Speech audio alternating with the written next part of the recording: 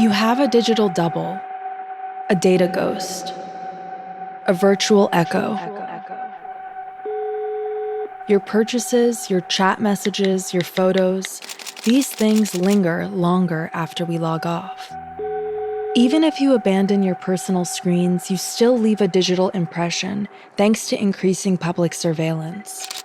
Clubs don't just check your IDs, they scan them. That data doesn't just disappear. Cameras record you in shops, on the street. More and more places only accept card payments. You leave a digital trail everywhere you go. This is our most documented period of existence. I'm your host, Donna Honarpisheh, and this is Tomorrow is the Problem. We've dedicated this season to exploring the uncanny. Today's episode, we're going to talk about how art grapples with our cyber shadows.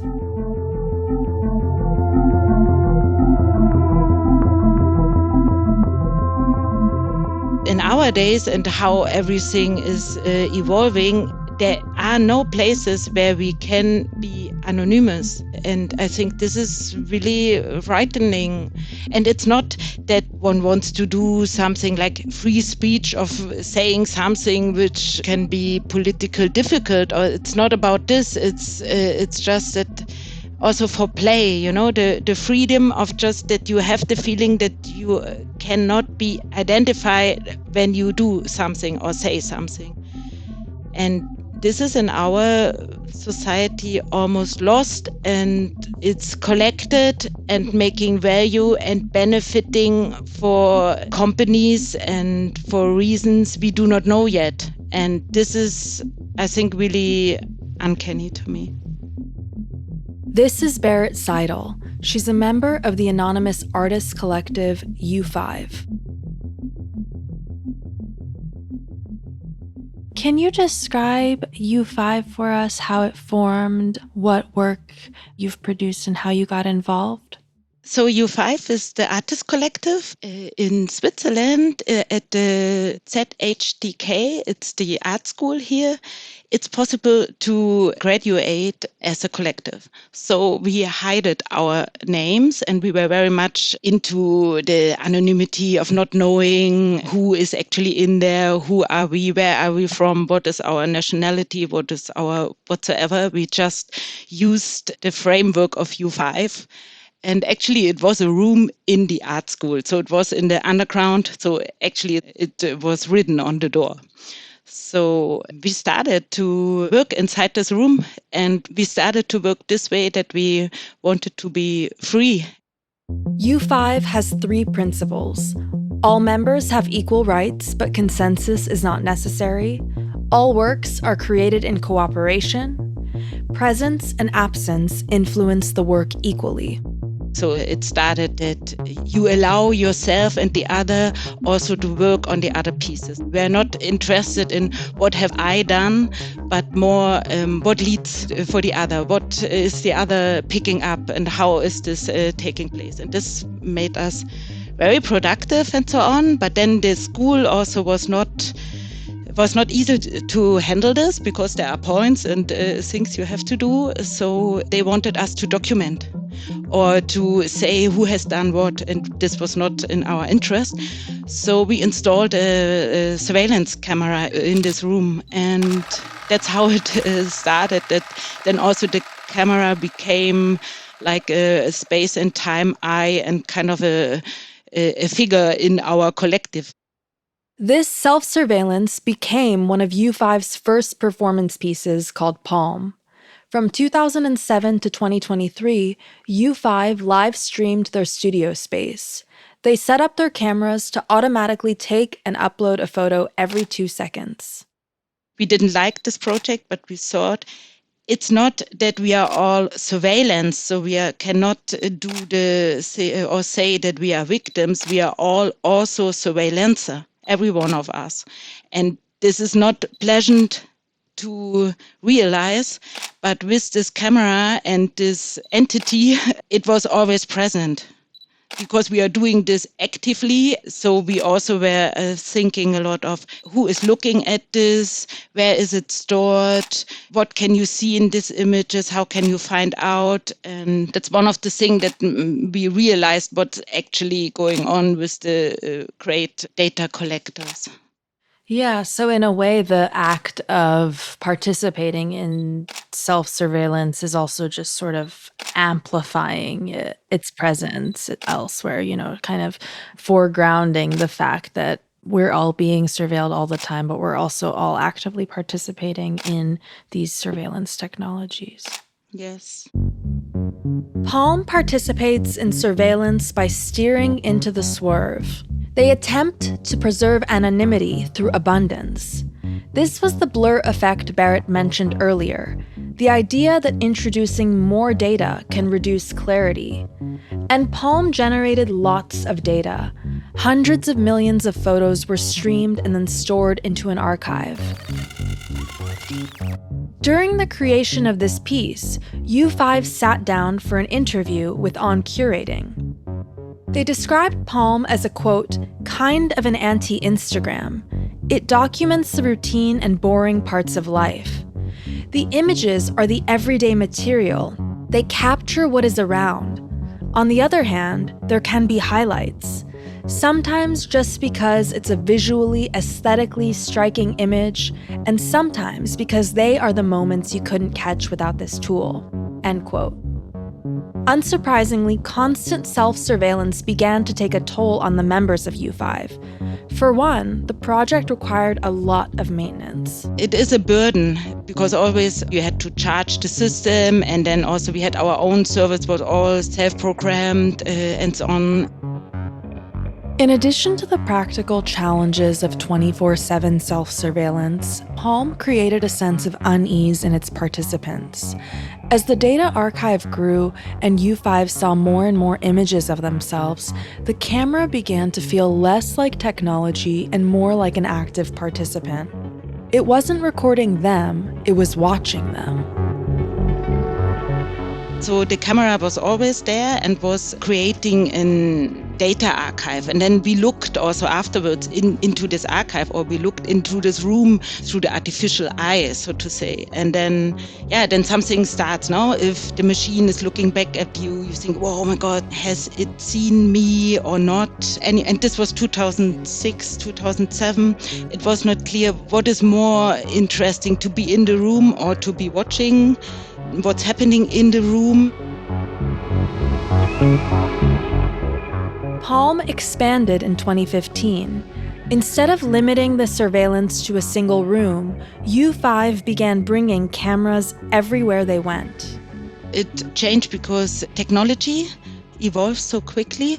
So in the beginning it was only this in this one room, this camera, but then we started also to create apps for it, and in 2014 we got then also a smartphone, so we started to make this camera also mobile, that it's not attached to one room, but we had it attached to our body. It got the third eye of the body, and we walked in public spaces wherever we were. So then it comes to the thing, when I go and I'm invited for dinner, I bring this camera, so I surveillance other people as well, just taking images. I love how Berit refers to the camera as a third eye. Technology, if used frequently enough, starts to feel like an extension of our body. And this isn't just digital technology. Philosophers have been speculating about the ways we see, or rather don't see, technology long before computers became commonplace. At its inception, seeing ourselves through cameras was a relatively new phenomena, and a fairly restricted one. But as phones and laptops became more integrated into our lives, especially during the pandemic, the novelty began to wear off. U5 decided to end Palm. When COVID hits, we realized that it is now normal with all our Zoom meetings and so on. So that's also why we stopped after COVID, because we thought it's now embedded in our everyday life and we don't investigate more in this. But now we have this archive. The Palm Archive, which contains over 500 million images, still plays an active role in U5's art. Are there kind of theories of the archive, or are there ways that the archive is itself uncanny that you find interesting in your research? Yes, a lot. I learned a lot from looking with other people into an archive to question again what an image is, a photograph of a certain moment of time taken. But it's also highlighting just one moment, like a curated moment, if I would pick this out and make it to something like an art work or whatsoever. But there's always a before and after. But then also in this moment when I look at an image, then it is present. It is not for me in the past. It's like time travel, I think.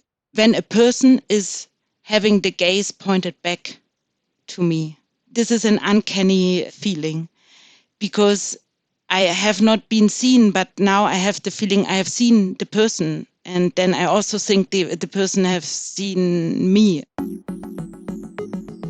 Berit used the archive to create tarot cards for an art piece. Our next guest, Kris Ravetto-Biagioli, a professor of cinema and digital media at UCLA, experienced one of these tarot readings. Kris found that using surveillance imagery in a spiritual context subverted a lot of narratives about how we discern meaning. They did a tarot reading of using their surveillance images in lieu of cards. Right? So what interested me with their work was, one, that U5 is a collective, and it's also anonymous. They didn't attach their names to it. So in one case, surveillance is all about identification. And yet here's a group that's anonymous.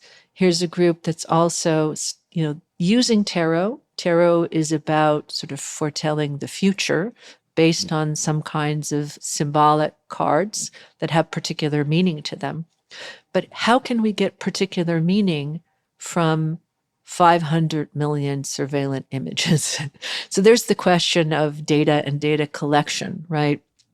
In the sense of, what can you do with all of this? What can it possibly mean? How can you construct meaning out of it? Now, to actually have a tarot reading is to create kind of a collective practice and interaction. Can you construct meaning out of what Berit calls sort of serendipity, right? You pick a date and time and I'll give you an image. And I call it an encyclopedia of coincidences. Right? So this is what sort of interested me in their work, was pretty much this way of thinking about how do we navigate, what kinds of categories, what kinds of meanings can we attach to massive data sets. Now, we know that most of this data has already come classified. When we think about it, raw data doesn't have a classification to it. But data itself generally comes with specific kinds of classification. So can we recreate classifications based on something that would involve a different sort of way of speculating on the future? Kris has spent a long time engaging with artists like U5, who explore what she calls the digital uncanny. I wrote this book a few years ago called The Digital Uncanny, in which I was very interested in sort of revisiting Freud, because Freud tends to think about that compulsion to repeat as driving the uncanny, right, as this return of the repressed. But when you think about what digital technologies do, is they actually, far more often than not, anticipate our responses. And so how do you think differently about an uncanny that might not be just technological, our response to something that we can't tell if it's human or not, right? So Freud was writing against Jentsch, who was very interested in sort of mechanical dolls that we might think that they're human, but when we recognize that they're not human, we have this uncanny response to them. But digital technologies like data analytics will have already sort of registered our responses and can anticipate things that we might like, things that we might buy, ways that we might actually react to images or events or people, and put those kinds of things in front of us as a means of social engineering. So this is a very different kind of uncanny. So one could say that the uncanny of Jentsch and Freud in the early 20th century is something that is evoked in the human as a subject. And the other, the digital, is something that sort of produces a feedback or stimulus in the human. The Digital Uncanny's abstract summarizes the phenomenon like this, quote, "Today's uncanny refers to how non-human devices, surveillance technologies, algorithms, feedback, and data flows anticipate human gestures, emotions, actions, interactions, intimating we are machines and our behavior is predictable because we are machinic. It adds another dimension to those feelings we get when we question whether our responses are subjective or automated. Automated as in reducing one's subjectivity to patterns of data and using those patterns to present objects or ideas that would then elicit one's genuinely subjective, yet effectively preset response." End quote. When you're scrolling through TikTok, for example, and the For You page is delivering really engaging content, videos of things you've never seen before but immediately find interesting, is your response coming from you, or have you been conditioned to respond in that way? This sense that we are being operated by a compulsion within ourselves that is also foreign to ourselves is a primal aspect of the new uncanny. If we want to go back to the difference with the digital as opposed to what Freud considered the uncanny is a much more sort of this fear of being controlled or fear of death. This is really how Freud read the uncanny, is that the digital produces a kind of fear that we're becoming machinic, that we can be easily programmed to respond to images, to respond to products, to be triggered into particular types of emotions or behaviors. And that all of this information and data that's been collected about us, in fact, this is the promise of Cambridge Analytica and Google Analytics, that they tell us that they know more about us than we know about ourselves. And in fact, that may be true. And far more often than not, the uncanny is sort of a strange reaction to oneself, right? Freud talks about seeing himself in the mirror, and he sees this old man in his nightgown, and he all of a sudden realizes that it's him. So there's this sort of gap between this notion of ourself and our preconceived notion of ourself and that sort of image of ourself.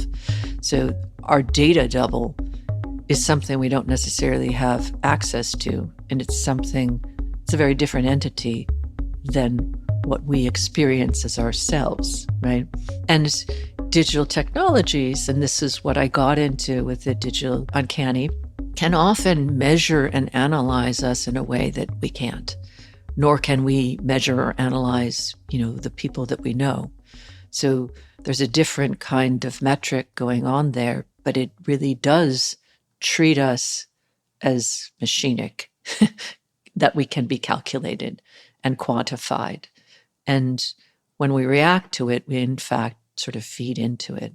And there's something interesting about its need for us to feed into it.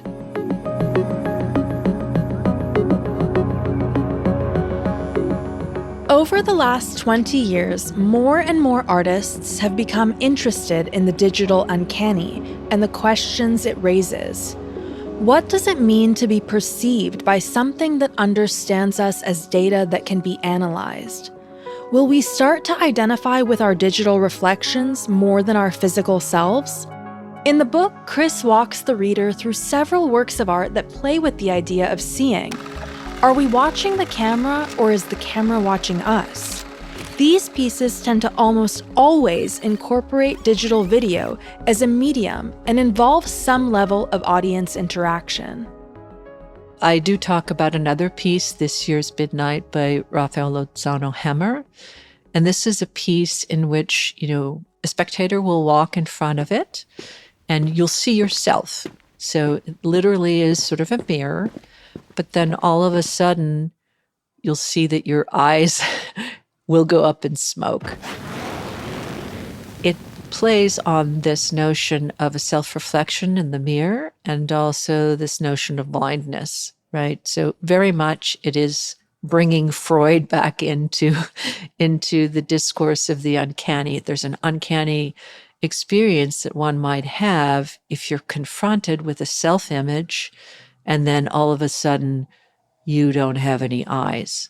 They're displaced. You can see that the eyes then get displaced to the bottom of the screen, and you can see them live, moving, but they're pixelated. So you can see that they're not captured in that high resolution that the body is being captured in. So this piece interested me in a sort of response to Freud because it does question this notion of self and self-reflection and the notion of vision as well. And Freud was deeply concerned when he wrote about the Sandman in the uncanny, about the relationship of vision and the taking away of vision as a sort of sense of castration. So the eye in this case is not a human eye per se. It gets returned to us in a very inhuman manner. And yet people are still interested in playing with these works in a way that one wouldn't expect. There's a very strange image of oneself, but yet at the same time, when we look at ourselves, and we often do look at ourselves, especially when we're on programs like the one we're on right now, far more often than not, people are checking themselves out, right? And in this case, in Rafael-Lozano-Hemmer's piece, you can't look at yourself in the eye. So it also reminds you that your self-reflection always is mediated, right? Rather than you being able to see yourself or even have a clear understanding of yourself, it's always mediated. So in this piece, when you try to look at yourself in the eye, you're looking down. So you're not actually seeing yourself, you're just looking at the pixelated eyes of yourself.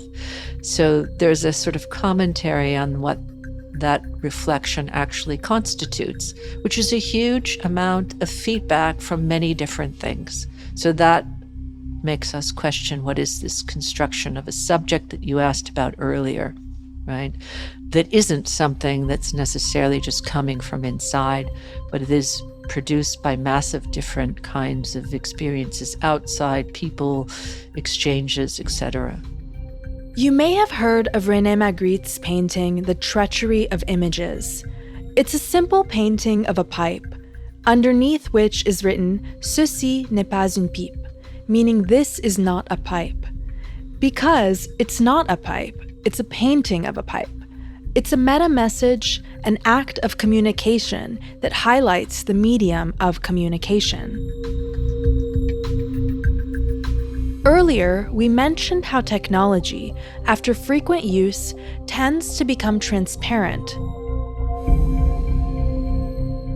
This Year's Midnight helps us remember the technology.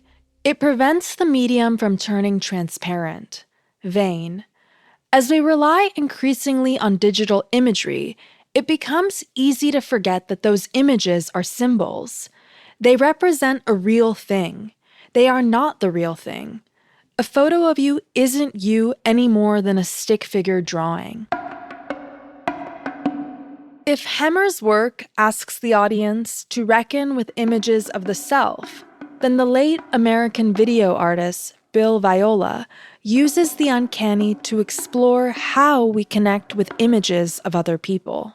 Viola is an internationally recognized and leading artist whose work was instrumental in establishing video as a vital form of contemporary art, and in so doing has expanded its scope in terms of technology, content, and historical reach.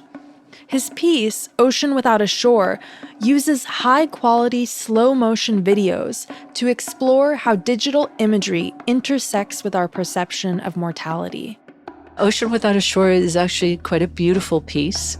It's a piece where you have the spectator standing in front of what almost looks like a kind of shrine. And you'll all of a sudden see in the distance figures sort of coming, and they're pretty much shot in a very low resolution type of quality. So you see them in this low resolution form. And as they come closer and closer towards you, so they come to confront the spectator, they pass through a very, very fine stream of water, and they move from this black and white early surveillance kind of image that's fuzzy and pixelated to a high definition color image. And these figures will come and stare at you. And then they'll turn around and return into the black and white surveillant image. So here there's this sort of play with the ghostly, this kind of ghostly figures that are almost shadow-like. They have no definite image to them. They come and confront you. Yet the play between the surveillant, low-tech, poor quality image and the high-definition one is one in which you also get this uncanny response, right? The ghost, when we tend to think about ghosts or the dead, we don't tend to think about them as high definition and something that looks more live than the sort of pixelated image. We tend to think about them. In fact, if you watch all these stupid ghost hunting shows, what far more often than not that you'll see is like glitches in technology and pixelated forms that are ambiguous that could be possibly a ghost. And instead, here what you see with Viola is this encounter that is very intense. And the transition moments are the ones that are, for me, the most interesting ones, the ones of moving into this high definition because parts of the body are still in low definition. So I'm very interested in, affect as this in between. It's not an emotion. It's not something that's definable, but it is an orientation. It's sort of a turning, if you will, right? Towards and from. And the question is, what is it moving towards and what is it moving from? So it's this in-between kind of gesture. And so we think about then this archive that we have of people who have died, James Dean, Marilyn Monroe, right? All of these figures that we see constantly in our media that still sell us commodities, they have a high definition to them. And they're made to even appear in high definition when in fact they don't necessarily have anything other than a sort of virtual existence as this form. Viola imbues the digital with the spiritual, a recurring theme among artists who work with the uncanny.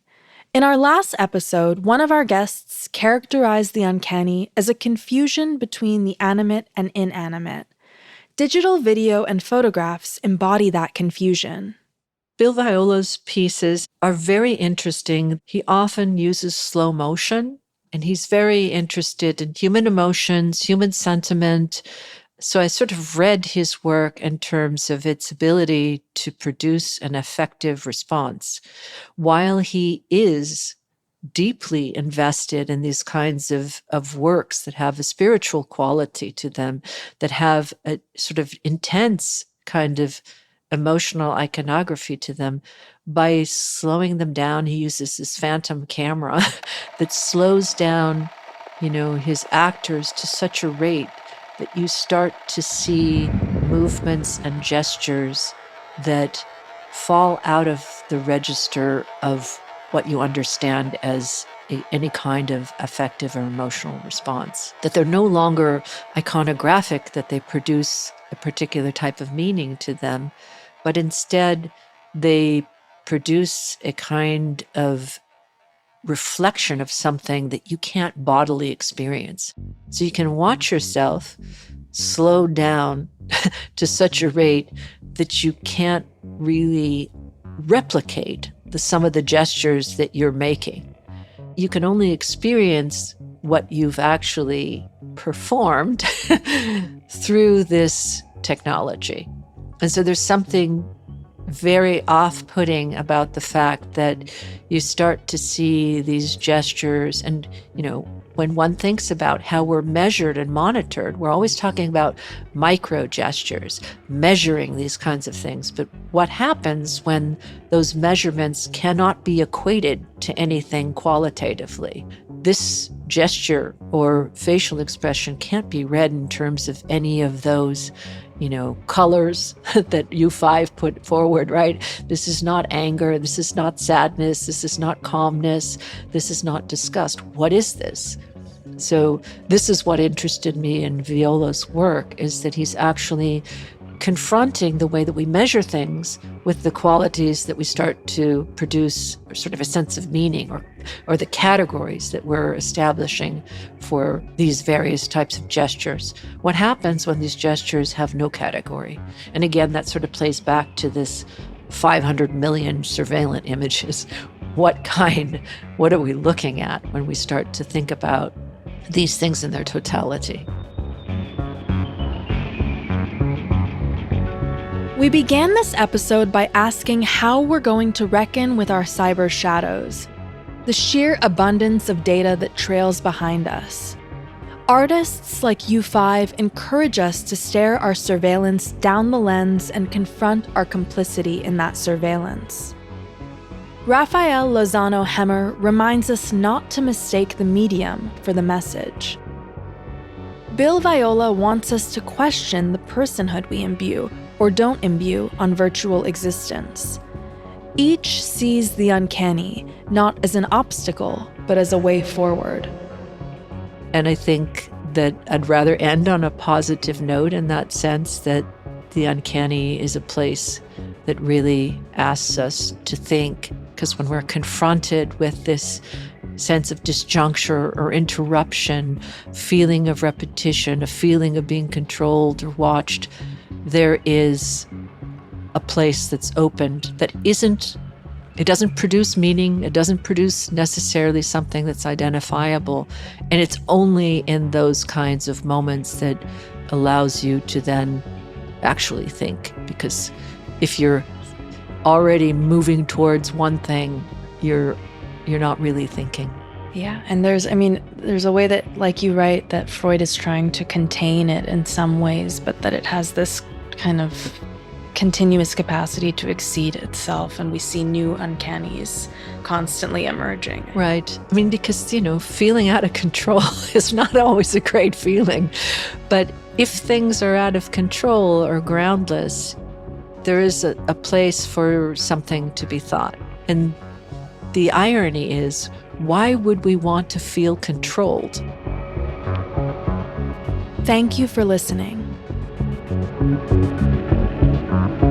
This episode of Tomorrow is the Problem is produced by ICA Miami's Art and Research Center in partnership with Frequency Media and supported by the Knight Foundation. Our executive producer is Michelle Corey. Our producer is Lizzie Stewart. Our scriptwriter and story editor is Isabel Moncloa Daly. Our script supervisor is Jessica Olivier. Engineering, sound design, and editing by Claire Bidigary Curtis. Visual identity by Julian Andrew K.A.